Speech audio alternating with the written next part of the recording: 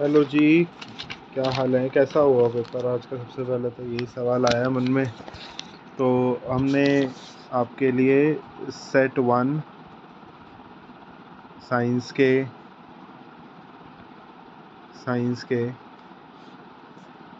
Questions section A के अभी solve कर रहे हैं। ठीक है जी, ताकि आपका जो मन में एक डाउट है कि भाई मेरा क्वेश्चन कैसा हुआ, गलत हुआ, सही हुआ, वो आपको पता चल जाए। ठीक है जी। तो इसी के साथ हम जो है पहला क्वेश्चन यहाँ पर ले रहे हैं। पहले क्वेश्चन के लिए चलते हैं। सेक्शन ए का क्वेश्चन नंबर 1। क्वेश्चन नंबर 1 ये कह रहा है, मैं आपके लिए क्वेश्चन पढ़ देता हूँ ताकि आपके लिए थोड़ा सा ईजी हो जाए। ठीक है। क्वेश्चन ये कह रहा है, when sodium bicarbonate react with dilute hydrochloric acid a gas is evolve. वो कह रहा है कि गैस निकलती है। अब आप ज़रा सोचिए, अगर मैं इस चीज़ को थोड़ा सा कंक्लूड करूँ आपके लिए, तो मेरे मन में ये बात आ रही है कि भैया सोडियम बाइकार्बोनेट सोडियम बाइकार्बोनेट हो गया है NaHCO3। ठीक है, NaHCO3 आपका हो गया सोडियम बाइकार्बोनेट। और सोडियम बाइकार्बोनेट में आपने क्या डाला है मेरे भाई इसमें डाला है हमने HCl। तो ज़रा आप सोचिए, वो कह रहे हैं कि यहाँ पे एक गैस बन रही है। कौन सी गैस बन सकती है यहाँ से? जब ये कंपाउंड टूटेंगे रिएक्शन के दौरान तो क्या बनेगा? Na+ बनेगा। और ये वाला कंपाउंड टूटेगा, क्या बनेगा? HCO3- बनेगा। तो यहाँ पर भी आप ज़रा सोचिए क्या बनेगा? H+ बनेगा, Cl- बनेगा। अब बात सारी यहाँ पर ये है कि गैस कौन सी बनेगी। यहाँ पर मैंने आपको पढ़ाते समय भी बताया था कि जब हमारी ये जो कार्बोनेट, हाइड्रोजन कार्बोनेट और एसिड रिएक्ट करेंगे तो यहाँ पर क्या होगा? ये Na जो होगा ये HCl के साथ रिएक्ट हो जाएगा और क्या बना लेगा? NaCl बना लेगा। हाँ या ना? यहाँ पर बनाने का NaCl बना लेगा। और NaCl के साथ साथ मैंने आपको बोला था कि जब यहाँ पर ये HCO3 और H+ रिएक्ट होंगे तो यहाँ पर क्या बना लेगा? ये बना लेगा वाटर बना लेगा। और क्या बना लेगा? कार्बन डाइऑक्साइड बना लेगा। तो हमारे पास जो गैस थी वो कौन सी मिल रही थी? Carbon dioxide. और इसके अंदर जो है हमारा ऑप्शन नंबर सी जो है वो क्या है? करेक्ट है। ऑप्शन सी क्या है? करेक्ट है। जो कार्बन डाइऑक्साइड क्या करेगी? लाइम वाटर को क्या कर देगी? मिल्की कर देगी। इसी के साथ चलते हैं अगले क्वेश्चन पे। क्वेश्चन नंबर 2 मेरे पास ये कह रहा है कि when aqueous solution of potassium iodide and lead iodide react an insoluble substance separate out. सबसे पहली बात तो ये समझ में आ जानी चाहिए कि भाई इनसॉल्यूबल सब्सटेंस है। और इनसॉल्यूबल तो हमारे पास क्या था? प्रेसिपिटेट था, जिसको हमने PPT के नाम से जाना था, या फिर उसको हमने बोला था कि हम इसको डाउनवर्ड एरो से क्या करेंगे?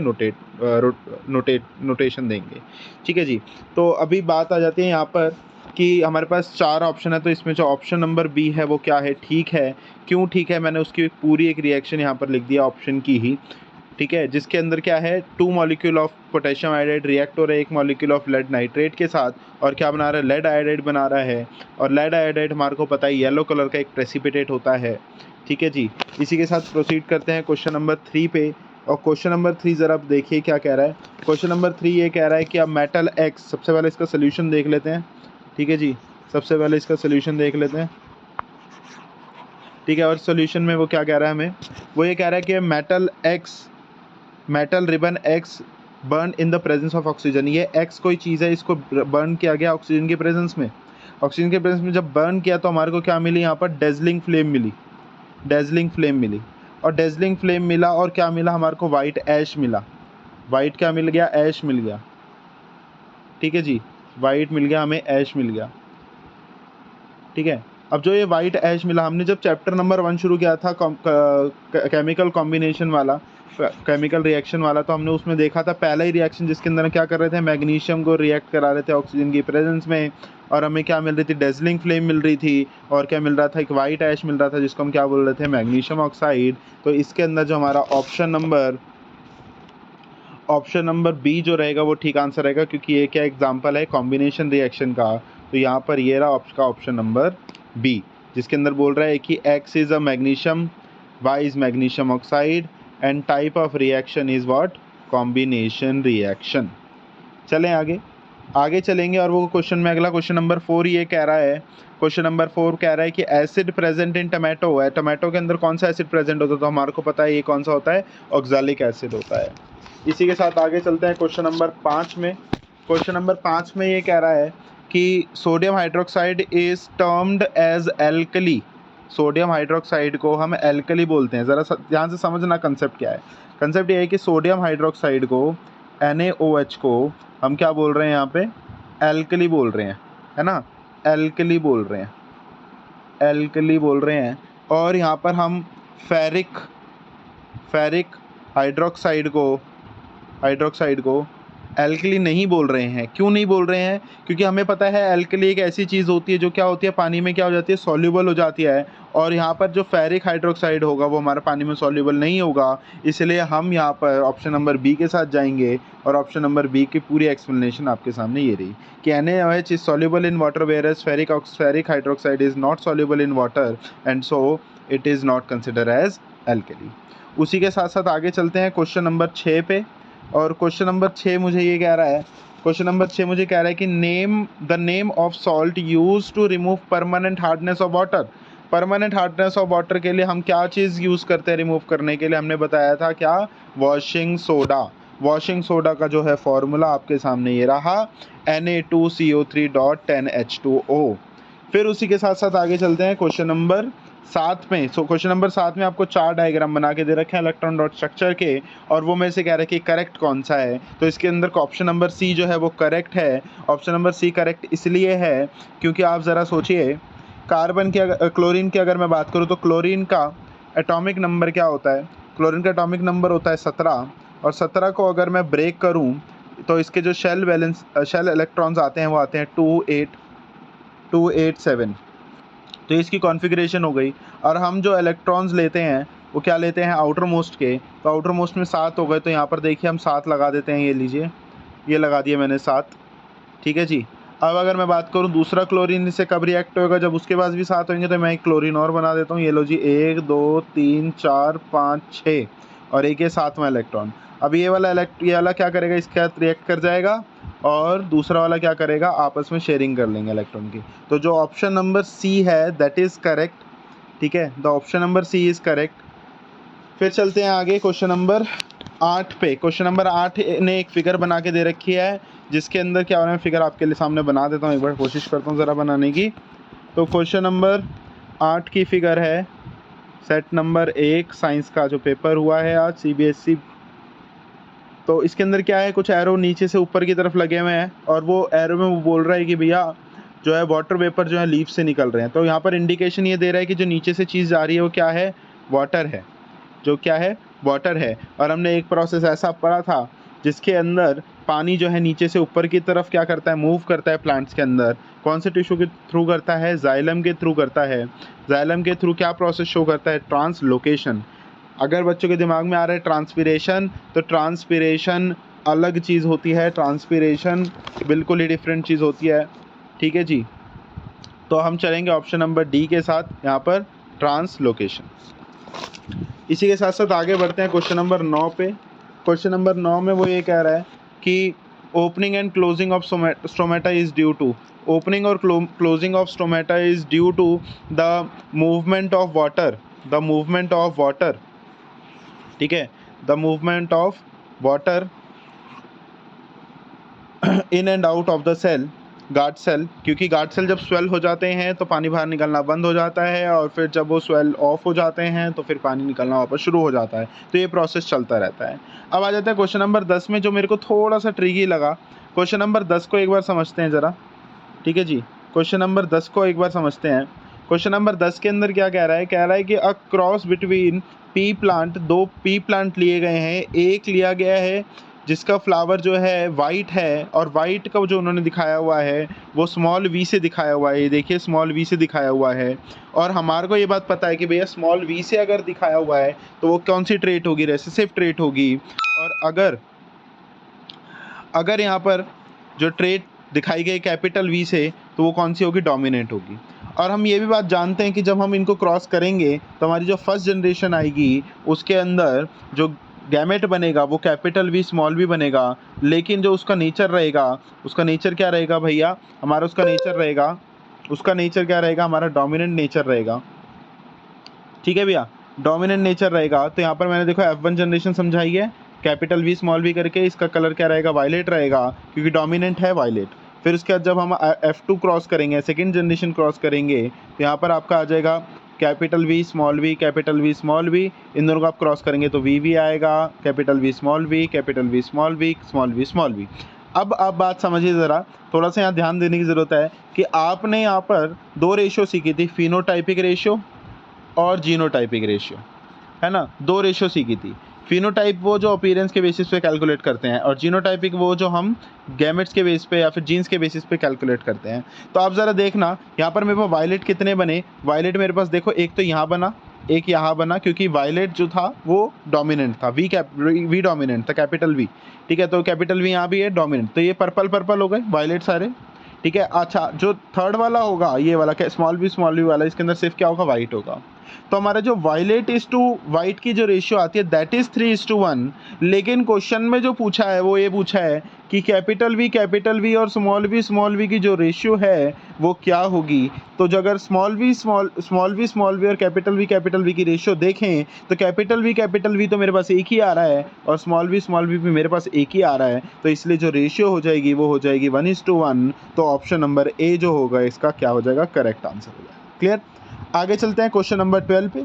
क्वेश्चन नंबर 12 में क्या कह रहा है भैया, क्वेश्चन नंबर 12 में वो ये कह रहा है कि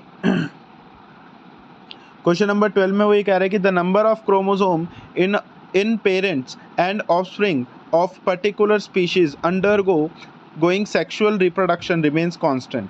ये इसलिए ऐसा होता है क्योंकि भैया पेरेंट्स के कुछ क्रोमोसोम, पेरेंट्स के, मदर के और फादर के, ठीक है, आधे क्रोमोसोम जो होते हैं गैमेट फॉर्मेशन के टाइम पे आते हैं। तो यहाँ पर जो ऑप्शन नंबर जो डी होगा 12th का, क्वेश्चन नंबर 12 का जो ऑप्शन नंबर डी होगा वो क्या हो जाएगा, करेक्ट हो जाएगा, जिसमें वो बोल रहा है कि halving of chromosome at the time of gamete formation. चलिए आगे चलते हैं इसी के साथ साथ आगे क्वेश्चन नंबर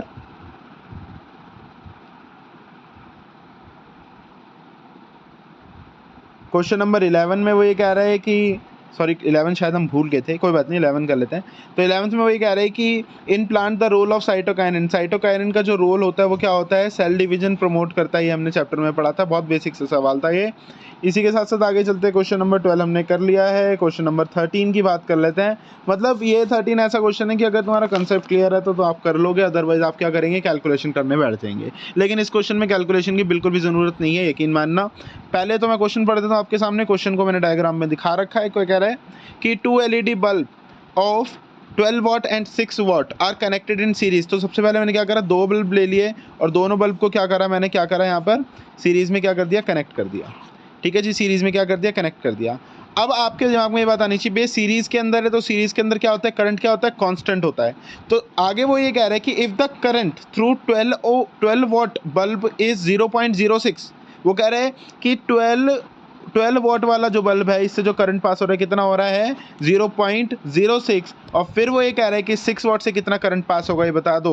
तो ये तो बिल्कुल बेसिक सवाल हो गया। हमारे को पता है कि भैया 12 वोल्ट के अंदर जितना करंट जाएगा उतना ही 6 वाट में भी जाएगा, क्योंकि दोनों किस में लगे हुए, सीरीज में। और सीरीज में क्या होता है, करंट कांस्टेंट होता है, और कांस्टेंट होता है तो यहाँ पर जो करंट की वैल्यू हो जाएगी through 6 watt bulb is 0.06 ampere. तो बी ऑप्शन इसके अंदर क्या हो जाएगा, ठीक हो जाएगा। आगे चलते हैं क्वेश्चन नंबर 14 के अंदर, जो हमारे को 4 फिगर बना के दे रखी है और वो कह रहा है कि इसमें से करेक्ट कौन सी है वो बता दें। तो करेक्ट जो है इसके अंदर से ऑप्शन नंबर सी की जो फिगर है, जिसके अंदर कुछ ऐसी सी फिगर बनी हुई है जिसके अंदर एक तरफ नॉर्थ है एक तरफ साउथ है, ठीक है भैया। तो ये वाली जो फिगर है बिल्कुल ठीक है। आपने पढ़ा होगा जब ये डायग्राम चैप्टर के अंदर, तो आपको बताया गया होगा कि भैया अगर ये सर्कुलर लूप है, जो जिस तरफ पॉजिटिव साइन होता है उसी तरफ क्या होता है, चार्जेस नीचे जाते हैं। तो एक तरफ नॉर्थ डेवलप हो जाएगा, एक तरफ क्या हो जाएगा, साउथ डेवलप हो जाएगा। इसी के साथ साथ चलते हैं क्वेश्चन नंबर 15 पे। और क्वेश्चन नंबर 15 बहुत ही ज़्यादा बढ़िया क्वेश्चन है। ये बढ़िया क्वेश्चन मैं इसीलिए कह रहा हूँ क्योंकि ना मतलब बच्चों को ये क्वेश्चन कैसे करना है अटेम्प्ट वो पक्का नहीं पता होगा, लेकिन कंसेप्ट वो बराबर जानते होंगे। अब जरा चलते हैं क्वेश्चन नंबर 15 में। क्वेश्चन नंबर 15 में वो ये कह रहा है कि the resistance of the resistor is reduce to half of its initial value. यानी कि जो इनिशियल वैल्यू थी मैं मान लेता हूँ कि आर जो थी वो इनिशियल वैल्यू थी, लेकिन जो नई वैल्यू है वो नई वैल्यू जो है वो पुरानी वाली के क्या हो गई, आधी हो गई। पुरानी वाली के क्या हो गई, आधी हो गई। और जब आधी हो गई तो वो कह रहा है कि if other parameter of the electric circuit remains unalter, यानी कि बाकी जो पैरामीटर्स हैं, बाकी पैरामीटर्स कैसे, जैसे करंट हो गया, टाइम हो गया, बाकी पैरामीटर्स जो है सेम है। The amount of heat produced in the register will become, वो कह रहे हैं कि क्या हीट पे क्या फ़र्क पड़ेगा, हीट पे बता दो। तो हीट पे आपको ये बात समझनी चाहिए कि हमने एक जूल्स लॉ ऑफ हीटिंग पढ़ा था, जिसके अंदर हमने पढ़ा था कि heat is equals to I² RT, हाँ या ना, I² RT हमने पढ़ा था। और हमारे को ये भी पता है कि अगर मैं पुरानी हीट को H से डिनोट करता हूँ, न्यू हीट को I² RT से कर रहा हूँ और H' से कर रहा हूँ, और इसके जो बाकी सारी चीज़ें थी अनअल्टर्ड रही थी, यानी कि I² और T सेम रहेगा और R की जगह क्या हो जाएगा, R' हो जाएगा। और जब मेरे को ये बात भी पता है, मुझे ये बात भी पता है कि अगर यहाँ पर मैंने यहाँ पर अगर I² RT ले लिया, तो यहाँ पर R' जब लिया तो मेरे को R' की जगह क्या वैल्यू डालनी पड़ेगी, R/2। तो मैं क्या करता हूँ, ध्यान से देखते रहना, H' is equals to I², है ना, R' की जगह R/2 into T। And if you know कि I² RT क्या बन गया, मेरा H बन गया, तो मैं क्या कर सकता हूँ, H' is equals to H/2 लिख सकता हूँ। और जैसे ही मैंने H/2 लिख दिया तो मेरे पास क्या हो गया, यहाँ पे मेरे को ये बात समझ में आ गई कि जो नया जो हीट होगी वो पुरानी वाली हीट की क्या हो जाएगी, आधी हो जाएगी। और एक बात बिल्कुल सिंपल कंसेप्ट, अगर कैलकुलेशन नहीं समझनी है इतनी, तो आपको एक बात तो पता है कि जो हीट होती है वो डायरेक्टली प्रोपोर्शनल होती है रेजिस्टेंस के। तो आपको समझ जाना चाहिए कि अगर रेजिस्टेंस आधी हो रही है तो हीट भी पक्का पक्का क्या हो रही होगी, आधी हो रही, क्योंकि डायरेक्टली प्रोपोर्शन में है। तो मैं जाऊँगा ऑप्शन नंबर सी के साथ, option number C is correct, जिसके अंदर लिखा है हाफ। आगे चलते हैं क्वेश्चन नंबर 16 पे। क्वेश्चन नंबर 16 के अंदर बहुत बढ़िया तरीके से समझा रहा है आपको, ये एक फिगर बना करके दे रखी है और वो बोल रहा है कि इसके अंदर जो मैं आपके लिए क्वेश्चन पढ़ देता हूँ। वो ये कह रहा है कि an alpha particle enter into uniform magnetic field as shown, the diagram of force experienced by the alpha particle is, वो कह रहा है कि फोर्स किस डायरेक्शन में लगेगी, हमें ये बता दीजिए। तो आपने पढ़ा है Fleming's left hand rule, Fleming's left hand rule आपने पढ़ा है। तो फ्लेमिंग लेफ्ट हैंड रूल ये कहता था कि भाई तीनों चीज़ें हमारी जो थंब होगा, फोर फिंगर और मिडिल फिंगर होगा, हम उसको परपेंडिकुलर स्ट्रेच करेंगे ऐसे कि ये सारे के सारे परपेंडिकुलर हो जाएं, और उस डायरेक्शन के उसके अकॉर्डिंग जब हम निकालते हैं तो सोचिए ज़रा, अगर अल्फ़ा पार्टिकल डाउनवर्ड डायरेक्शन में मूव कर रहा है तो जो चार्ज, जो करंट बन रहा होगा वो इसके ऑपोजिट डायरेक्शन में बन रहा होगा, और जब करंट को हम ऑपोजिट ऊपर की वाली डायरेक्शन में रखेंगे, मैग्नेटिक फील्ड को हम इस डायरेक्शन में रखेंगे, ठीक है ना, मैग्नेटिक फील्ड को हम इस डायरेक्शन में रखेंगे और करंट को हम ऊपर डायरेक्शन में रखेंगे, तो हमारे पास जो डायरेक्शन आएगी वो क्या आएगी, आउट ऑफ द पेज आएगी। तो मैं जाऊँगा ऑप्शन नंबर डी के साथ, तो option number D is the correct for this question. आगे चलते हैं क्वेश्चन नंबर 17 से 20 के बीच में सिर्फ आपको असर्शन रीजनिंग पूछ रहा है, तो मैंने सिर्फ यहाँ पर ऑप्शंस लिख दिए हैं आपके हिसाब से। एक बार मैं पढ़ देता हूँ आपके लिए और आप जो है इसको गो थ्रू कर लेंगे। क्वेश्चन नंबर 1 ये कह रहा है कि भैया यहाँ पर असर्शन दे रहा है, reason reaction of quicklime with water is an exothermic reaction. भाई बात बिल्कुल ठीक है। फिर वो रीज़न इसका ये दे रहा है कि quicklime react vigorously with water releasing a large amount of heat. तो रीज़न भी बिल्कुल ठीक है। तो मैं ऑप्शन नंबर ए के साथ जाऊंगा, जो ये कह रहा है कि दोनों के दोनों जो असर्शन और रीजनिंग है क्या है, दोनों ठीक हैं। बात समझ में आई? ठीक है जी। आगे चलते हैं क्वेश्चन नंबर 18 पे। क्वेश्चन नंबर 18 में वो ये कह रहा है, असर्शन दे रहा है in human being if gene B is responsible for black eye. वो ये कह रहा है कि capital B is responsible for black eye. अगर ये ब्लैक आई के लिए रिस्पॉन्सिबल है और जो स्मॉल बी है वो रिस्पॉन्सिबल है किसके लिए, ब्राउन आई के लिए, तो the colour of the eye of the progeny having gene combination capital B small B. ध्यान से देखते रहना, बड़ा इंटरेस्टिंग सा है इसको, ठीक है। तो यहाँ पर क्या कह रहा है, कॉम्बिनेशन मेरे को लिख के दे रहा है, वो क्या क्या कॉम्बिनेशन लिख के दे रहा है, कैपिटल बी स्मॉल बी, फिर वो कह रहा है कि स्मॉल बी, फिर वो मुझे कह रहा है कि कैपिटल बी। ठीक है जी। वो ये कह रहा है कि ये जो होंगे वो ब्लैक होंगे, ठीक है, ये क्या होंगे, ब्लैक होंगे। तो आप एक बात समझ लीजिए ज़रा, अगर यहाँ पर एक ब्लैक आना है, ब्लैक अगर कैपिटल बी जो होता है, कैपिटल लेटर जो होता है, हम डोमिनेंट्स अगर दिखाते हैं तो यहाँ पर क्या होगा कि ये वाला जो पहला वाला है ये तो ठीक है, जो दूसरा वाला है ये गलत हो जाएगा। क्यों गलत हो जाएगा? क्योंकि इसके अंदर एक भी कैपिटल बी नहीं आ रहा, तो हमारा असर्शन जो हो गया वो तो क्या हो गया, गलत हो गया। ठीक है जी।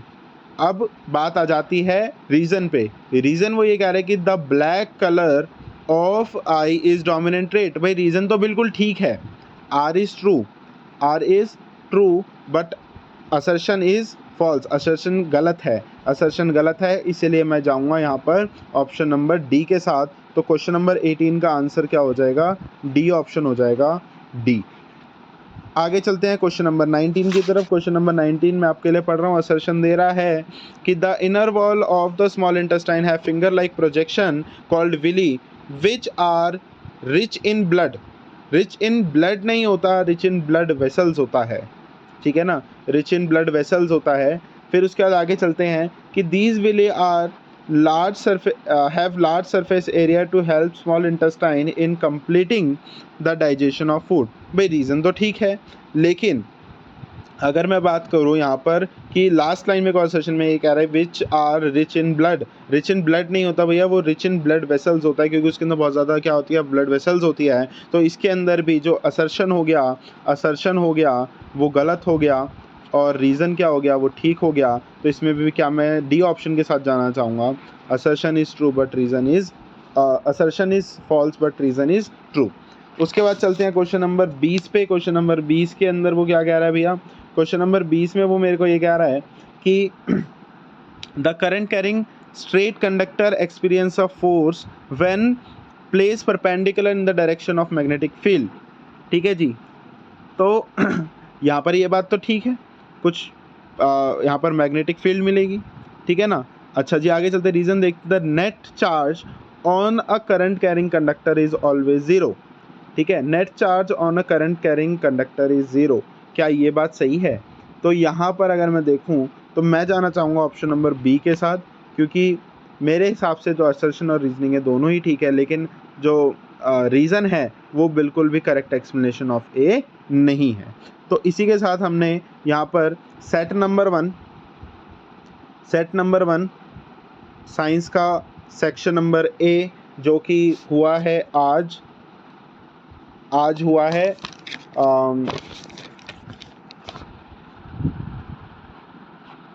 4 तारीख को।